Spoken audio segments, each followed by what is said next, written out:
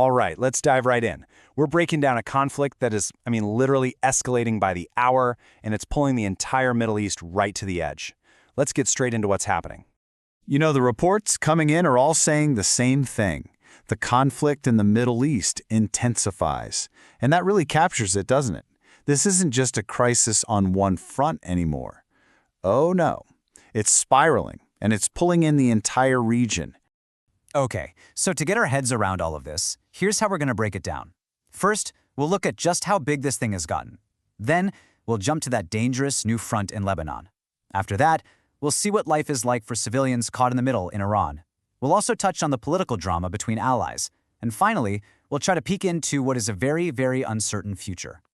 All right, first up, the big picture. And you really need to understand this. This is not a localized fight anymore, not by a long shot. It's more like a fire that's jumped its containment lines and is now spreading across multiple countries, all at once. So what kicked this latest phase off? Well, it was a series of coordinated strikes by Israel. They hit targets in both Tehran, the capital of Iran, and Beirut, the capital of Lebanon. Now, the official reason, the stated goal, was to take out command facilities of Iran's Islamic Revolutionary Guard. And just so you know, these are the guys in charge of Iran's missile programs and their operations outside the country, a really powerful group. And Iran's response? It was fast, and it was wide. We're talking drones hitting the U.S. Embassy in Saudi Arabia, an American base in Bahrain getting attacked, reports of explosions in Oman, and even a British airbase in Cyprus was targeted. This just perfectly shows you that chain reaction we're talking about. The human cost? Wow, it's already staggering. The Iranian Red Crescent is reporting over 780 people killed so far. But you know what's really telling? In these early reports, they're not even distinguishing between civilian and military casualties.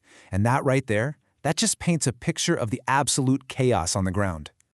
Now, on the other side, we do have some more specific numbers. The U.S. has confirmed that 6 American service members have been killed, and in Israel, 12 people have lost their lives. Okay, so this is where things get even more dangerous. A whole new front has just opened up on the Israel-Lebanon border. And honestly, this development is a mix of really fast escalation and a whole lot of confusion.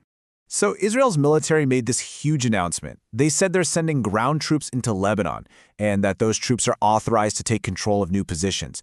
And let's be clear, on the surface, that is a massive, massive escalation. But you know how it is in a war zone. The first reports are always foggy. So the big question is, what's really happening on the ground? Because right now, the information is all over the place. So here's where the stories just don't line up. The Israeli military says its forces, which, by the way, already hold 5 positions inside Lebanon from an old ceasefire, have started pushing out from those spots. But then you have the Lebanese government saying, hold on, we have zero confirmation of any new boots on the ground.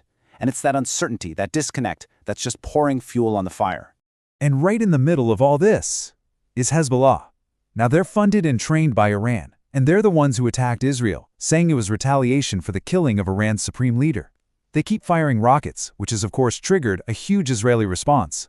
But, and this is so important, it's also making a lot of people inside Lebanon furious. They feel like they've been dragged into Iran's war, and they're the ones paying the price for a fight they didn't ask for. So let's shift gears a little bit, away from the military strategy and towards the human side of this. Because for millions of regular people inside Iran, life has just been completely turned upside down. They're living under constant bombardment from, let's face it, 2 of the most powerful militaries on the planet. A reporter for the BBC Persian service really just hit the nail on the head.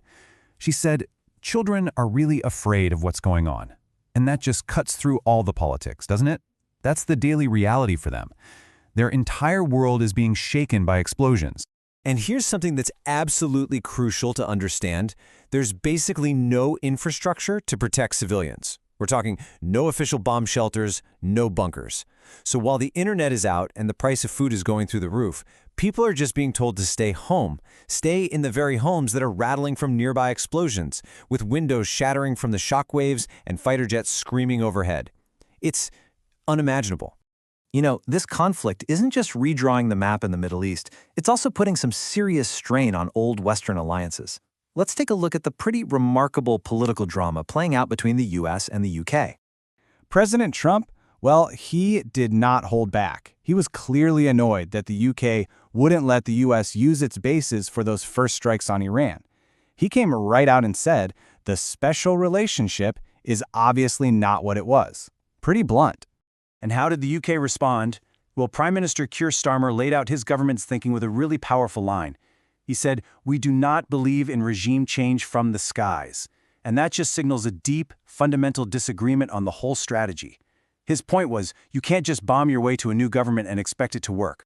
So the UK's whole position boiled down to two key conditions, lessons, they said, that they learned the hard way from the Iraq War. First, any military action had to be legal. It had to have a lawful basis. And second, there had to be a clear plan for what happens after the strikes. The unspoken part there, the implication, is that the UK government looked at the initial US-led plan and felt it didn't meet either of those two vital tests. And all of this, it brings us to the future, which honestly is just shrouded in this incredibly dangerous uncertainty. The biggest questions we're all asking right now aren't really about battlefield tactics. They're about what on earth comes next. If you look inside Iran, there's a serious power vacuum. We're hearing that key government officials are just missing. Nobody seems to know how or when a new supreme leader is going to be chosen. It's not even clear if the current regime can hang on to power, especially when this war is making that huge gap between pro-government citizens and anti-government citizens even wider. So we're left with this final, haunting question.